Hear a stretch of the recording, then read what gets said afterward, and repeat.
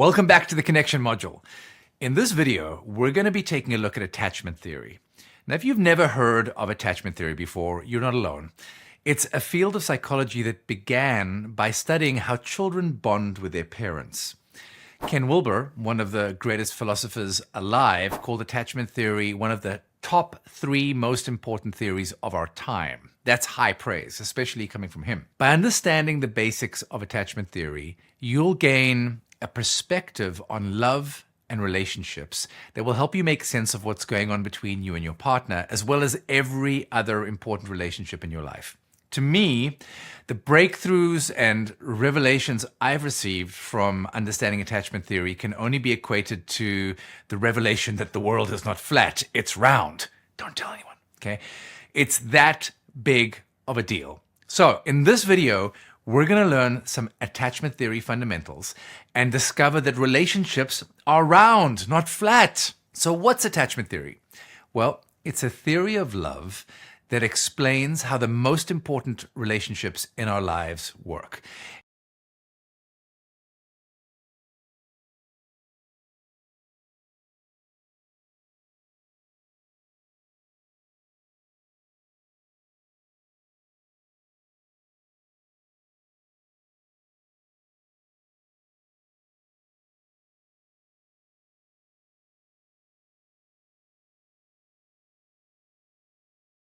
Flat. So what's attachment theory?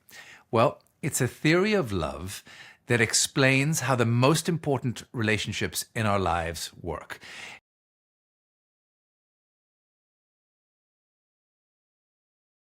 It was pioneered by a British psychologist named John Bowlby, and Bowlby studied how children bond with their parents. One of the many things he discovered is that the type of bond that forms between parent and child is very different from the type of bond we might form with a friend or a coworker. He called it an attachment bond. It's a type of bond that's intended to help us survive by keeping someone who's important to our survival close to us. Now, as children, nobody is more important to survival than our parents. Think about it.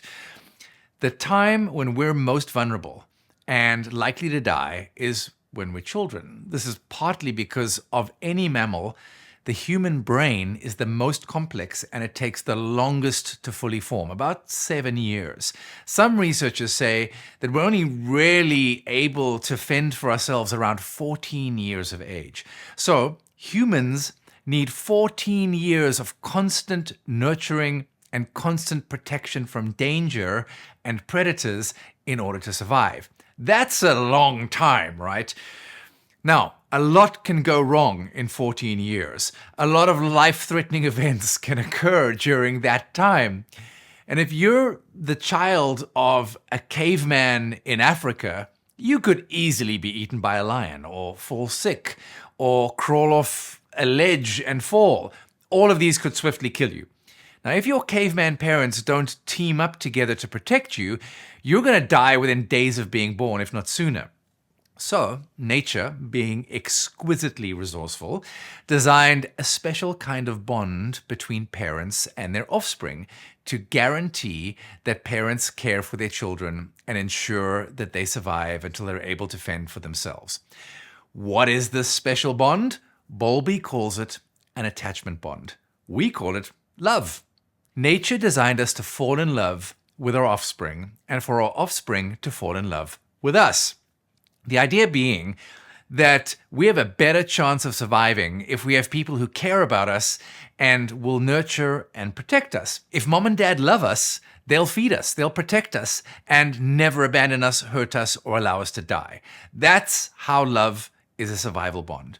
So, Dr. John Bowlby creates this famous experiment called the strange situation. And in the strange situation experiment, Bowlby puts a young child and its mom in a room together with some toys. It's a room the child has never been in before, so it's a new experience for the child, a strange situation for the child. The child begins by, happily playing with the toys in the room and getting comfortable in its new environment. And a couple of minutes later, the mother's asked to leave the room for 3 minutes. Bowlby studied the child's reaction to the mother leaving. Now, most of the children immediately experience some form of distress. They protest the loss of their mother's nurturing and protection by crying or throwing toys or throwing, a tantrum. Other kids would just become really quiet and shut down. Then 3 minutes later, the mother returns to the room, and Bowlby studies how quickly the children are able to reconnect with their mother after being apart. A small percentage of the children reconnected with mom quickly, and they calmed down really easily. And they called these kids securely attached. Later on, it was determined that these mothers of securely attached kids were generally responsive and emotionally available to their children. However, the majority of the children in the experiment behaved in one of these two ways. When their moms returned, the children were either anxious and demanding for attention, or the kids were withdrawn and shut down. And they called these kids insecurely attached. The researchers later discovered that the mothers of angry or demanding kids tended to be unpredictable in their responses to their child's attempts to get their attention. The mothers of the more shut down, withdrawn kids tended to be dismissive and cold in their responses to their kids' attempts to get their attention. Bowlby discovers that when a child has a secure bond with its parents, the child is confident to be able to explore the strange situation. They calm down quickly when the parent returns. When the child has an insecure bond with its parent, the child protests or shuts down instead of exploring the strange situation. The kids who have an insecure bond with their parent struggle to reconnect when mom returns. Now, I've included a video of the strange situation experiment beneath this video, just in case you're interested to see it. Now, fast forward to 1990, and unfortunately, our good friend John Bowlby dies just before the second phase of his work begins. And the second phase of his work emerges through two social psychologists at the University of Denver, Philip Shaver and Cindy Hazen. And they begin wondering if the same attachment behaviors that are present between parents and child are present in adults. So they create a survey questioning men and women in relationships about their attachment behaviors, and they discover that these same attachment bonds form between adult couples too. And it's easy to see them in a kidnapping movie. You ever watched a good kidnapping movie? It's often the story of a wife who gets kidnapped and a husband who will go to any lengths to protect the woman that he loves. It's their attachment bond compelling him to protect her and keep her alive. There'd be no point kidnapping somebody without an attachment figure prepared to do anything to pay a large ransom of money to have them back. So, I'd like you to consider that we adults have an attachment system up here. The attachment system is the part of our brain and nervous system responsible for bonding. And not only does it attach us to our parents, it also attaches us to our partner, our beloved. This partner-to-partner attachment bond is another way that nature ensures that our offspring survive. Think about it. Caveman dad needs to provide food for caveman mom. And caveman mom provides food for the caveman baby. Caveman dad provides protection for caveman mom, while caveman mom provides protection for their baby. If this chain is broken, caveman baby dies. If caveman dad loses interest and wanders off to join another tribe, caveman baby dies. Why? Because then caveman mom has to hunt for food. And caveman mom can't hunt for food with a baby because the baby will cry and scare the prey away. And caveman mom can't hunt for food without the baby because the baby will be eaten by predators while caveman mom is out hunting. So nature needs caveman mom and caveman dad to stay together for at least 7 years. That's a long time. So nature designs an attachment bond between caveman mom and dad to keep them together. It's a triangle of attachment. Caveman mom is attached to caveman dad so that they won't separate. Caveman baby is attached to both of them, so it'll never be left alone. Problem solved. And as a result, young caveman babies can safely grow their big brains and end up becoming the dominant species on the planet. It's genius, right? All because of love. Now, seen through the lens of survival, love makes perfect sense now. But without love, we humans don't make it. Love is evolution's driving force. Attachment theory also explains why we act as if our very survival is being threatened when we perceive that our partner doesn't have our back. Because as far as our attachment system is concerned, if our partner doesn't have our back, we will die. This is why during conflict, couples can sometimes act in ways that seem completely out of proportion with what's actually being discussed. Until you understand that at some level, they both perceive that their very lives are at stake during the conflict. So, let's take a second and summarize some of the ideas we've learned about attachment so far, because we've been going fast. We've learned that our brain has a system called an attachment system that's responsible for bonding. We've learned that our attachment system bonds us to attachment figures. Our attachment figures are our parents or primary caregivers, and later on our partners. Our attachment bond we form with our attachment figures is a special kind of bond that comes with the expectation that the person that we're attached to will help us survive by nurturing and protecting us. When nothing distressing is going on, our attachment figures sort of rest in the back of our minds. We feel safe, free to pursue our goals, knowing that the people close to us are quietly kind of cheering us on. Okay. However, whenever we feel unsafe, for example, perhaps we get distressed or overwhelmed, our attachment system gets activated and creates a strong desire to return to our partner for comfort, support, and safety. And when our partner isn't there for us, we protest the loss of safe connection by acting out or shutting down. This is known as protest behavior, which we'll learn about in a moment.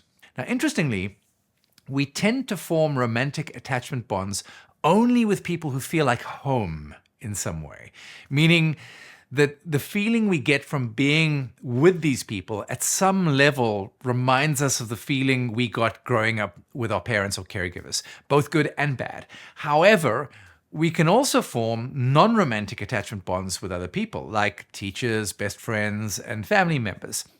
Want to know who you're attached to? Well, just answer this question. Who would I call first if I discovered I only had 6 months to live? At the top of my list would be my wife, then my mom, then my brother, then my stepkids, and then some close friends. Right now, I probably have about 8 active attachment bonds in my life, the primary one being with my wife. But over the course of my life, I've had many more attachment bonds that have come and gone, and so will you have. And that's just how it goes. Now, attachment bonds come in 2 main flavors that researchers call insecure and secure attachment. A securely attached relationship is one where both people feel safe to ask their partner for help, to depend on their partner for support, for love, nurturing, and protection when needed. People in insecurely attached relationships don't feel comfortable asking their partner for help or depending on their partner for support or love or nurturing or protection, nor do they feel comfortable having their partner depend on them for those things. This program is all about creating a secure bond in your relationship because couples in securely attached relationships outperform couples in insecurely attached relationships in almost every metric, from happiness to health to wealth. And they pass all these benefits on to their children as well. They form a reliable team together. They tend to kind of figure out their power struggle issues without too much fuss, perhaps because they had parents who modeled what a secure bond looks like.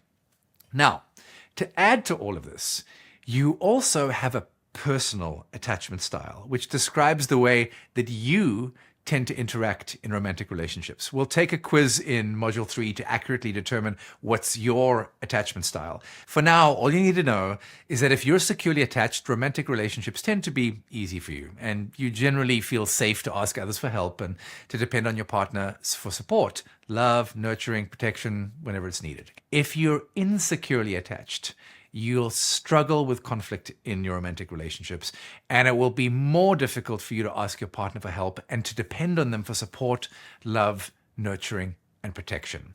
After more than a decade of leading this program, The Conflict Cure, I've yet to meet one securely attached person on this course. They just don't need it. The good news is that your attachment style isn't a curse, and it can be changed as you learn and grow. More importantly, you and your partner can build a securely attached bond no matter what your personal attachment style is. And that's exactly what we're going to be doing throughout this course, so that you can get past your power struggle stage and begin the transition into the mature love stage. For now, the final distinction we're going to learn about attachment theory is called protest behavior. Understanding this is going to help you stay connected and stop hurtful fights. So what is protest behavior? Protest behavior is what you do when your attachment system gets activated because you perceive some kind of threat. This creates a strong desire to return to your partner for comfort, support, and safety. And when your partner isn't there for you, you'll act out and engage in what's known as protest behavior. So protest behavior is essentially an unconscious strategy for pulling your partner closer or protecting yourself from pain. You learned it really early on in life in response to a lack of comfort or support from your primary caregivers. It's a way that you adapted in order to survive a childhood with a parent whose parenting style was insufficient to meet your emotional or your physical needs. It's not that your parents didn't love you. I mean, I'm pretty certain that they did. It's just that they weren't able to be there for you in the way you needed them to be. You witnessed protest behavior in John Bowlby's strange situation experiment when the kids cried and threw their toys out or shut down in response to their mom leaving the room. Okay, remember that? You might have watched the video down below. If you think about it, pre-verbal kids are too young to be able to speak and self-reflect. They only really have one way to get mom's attention and let her know that something's wrong. Can you guess what it is? Make a noise, okay? And if mom doesn't come to their rescue, their next strategy is make more noise, okay? And if mom still doesn't come, their last resort is withdraw, shut down, numb out, to protect themselves from being stuck in the pain they're experiencing. Now, depending on how well mom responds to their cries in those early formative days, kids soon learn to favor make a noise, or they jump directly to withdraw, shut down, and numb, skipping the make a noise part altogether. Once this protest pattern is established, it tends to stay with us into adulthood. So as adults, when we sense any kind of danger to our attachment bond, we protest the loss of safe connection to our partner in the same way we did as kids. We make a noise, or we withdraw, shut down, and numb out. For example, let's imagine that Jack works in a high-powered job and Jill has just given birth to their first baby. For whatever reason, Jill begins feeling anxious about the conversation that she had with Jack last night. So she reaches out to him in a text message saying, "Honey, I miss you." That's her protest behavior. Make a noise. Now, Jack is super busy at work, okay? And he decides that he'll respond later. Jill, now getting more and more anxious, sends another text message with the words, "WTF, why are you not responding?" That's her protest behavior again. Make a noise. Now, when Jack eventually gets out of his meetings, he reads her message and, he senses that she's upset with him. So he too begins to feel worried, and the tone of her text leaves him kind of scared that a fight is waiting around the corner if he calls Jill back right now. So he decides to let her cool down and distracts himself with some more work. That's his protest behavior. Withdraw,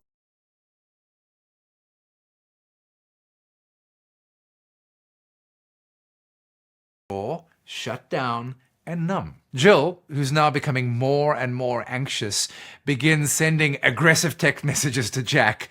Eventually, Jack thinks to himself, "I'd better deal with this before it escalates," and he picks up the courage and picks up the phone and calls Jill. But it's too late, and as he feared, a fight explodes and ends with her yelling at him, "Make a noise," and him hanging up on her and turning off, withdraw, shut down, and numb. This, of course, just makes Jill panicky, and so by the time Jack gets home, she's an avalanche of accusations against him. And as he walks through the door, she kind of launches her attack through the door, make a noise, okay? And then Jack, feeling judged and hurt and rejected, he ignores her interrogation and locks himself in the bathroom for an hour, withdraw, shut down, numb, right? At dinner, neither of them talk to each other and they sleep in separate beds that night. Does any of this sound familiar to you? All of this drama happens because Jack and Jill use protest behavior they learned as kids. Jill protests by texting angrily and interrogating, essentially making a noise. Jack protests by distracting himself with work and locking himself away, essentially withdrawing and numbing himself out and shutting down. So if you recognize yourself in this pattern, I want you to know that this dynamic is the single most common relationship pattern that couples struggle with. So you're not alone if you're stuck here. I've been here too, and it's completely normal during the power struggle stage. Researchers even have a name for it. It's called the demand-withdraw pattern. That's because one partner, in our example, Jill, becomes more demanding, needy, kind of ramping her energy up to alert Jack that she's not okay, while the other partner, Jack, in our example, withdraws, shuts down emotionally, and numbs himself to protect himself from further disconnection. And the more Jill is demanding or needy, the more Jack shuts down. And the more Jack shuts down, the more demanding or needy Jill gets. And her angry protests are trying to say, over here, help, I'm over here. Come closer, I need you. But all Jack hears is, you failed me again. You're such a disappointment. You're not enough. It's your fault that I'm feeling bad. You. Jack, feeling hurt, is desperately trying to keep his head above water and not drown in the pain of being disconnected from Jill. He's also trying to protect their relationship from an explosive fight. But all he ends up doing is abandoning Jill when she needs him the most. And both of them love each other. Both of them care. Both of them want to feel connected and loved. But instead of love, they make war by using their protest behavior. If only she could soften and say, honey, I feel insecure. Please, can you call me back and tell me that you love me when you get this message, when you get a second? If only he could just call her and say, sweetheart, I'm right here. You never need to doubt my love because it's limitless. That would be direct. That would provide the security Jill is looking for and soothe her distress. But the indirect nature of protest behaviors guarantees a misunderstanding. He assumes that her text message means that she's mad at him and that he's messed up again. He can't see that she's feeling insecure because she doesn't allow him to. She assumes that he's not interested in her because he doesn't respond. She can't see that he's feeling like a failure and scared of her judgment. And round in this dance they go. Tragic, right? And if this dance carries on unchecked, they won't make it together, even though they love each other. In most couples, one partner makes a noise and the other practices withdraw, shut down, and numb. Both of these indirect attempts to reestablish connection with your attachment figure worked to survive your childhood, but they backfire when you use them as an adult. Protest behavior actually drives you and your partner further and further apart instead of bonding you back together. So, how do you break the demand-withdraw pattern so that it doesn't tear you both apart?